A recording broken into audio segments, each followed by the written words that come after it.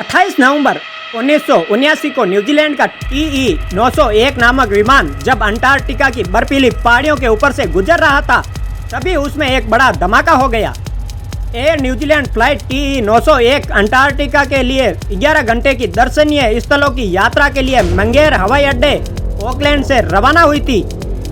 दोपहर 12:49 पर विमान एयरबेस पहाड़ों की निचली ढलानों में दुर्घटनाग्रस्त हो गया, जिससे सभी 257 यात्रियों और चालक दल की मौत हो गई थी।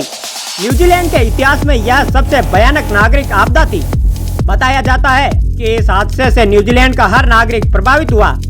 इस विमान दुर्घटना को माउंट एयरबेस त्रासदी के नाम से भी जाना जाता है।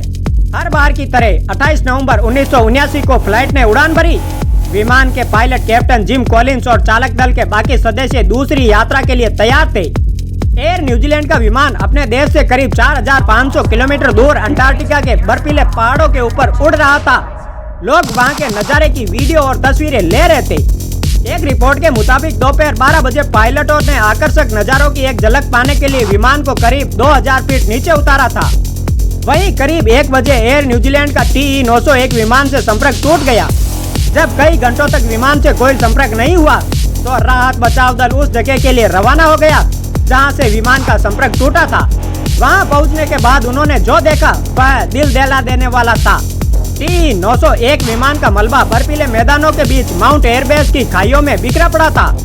विमान पहाड़ों से टकरा गया और उसमें सवार सभी 257 लोगों की मौत हो गई, जिसमें 237 यात्री और चालक दल के 20 सदस्य शामिल थे। उस समय न्यूजीलैंड की कुल जनसंख्या 30 से 35 लाख थी, इसलिए देश का प्रत्येक नागरिक इस दुर्घटना से प्रभावित हुआ। दरअसल एयर न्यूजीलैंड ने अंटार्कटिका के बर्फीले मैदानों और लुभावने नजारों से लोगों को रूबरू कराने के लिए एक विशेष उड़ान भरी थी। यह उड़ान काफी सफल भी हो रही थी। इस फ्लाइट से एयर न्यूजीलैंड खूब पैसे कमा रही थी और लोग इसका लुत्फ भी उठा रहे थे।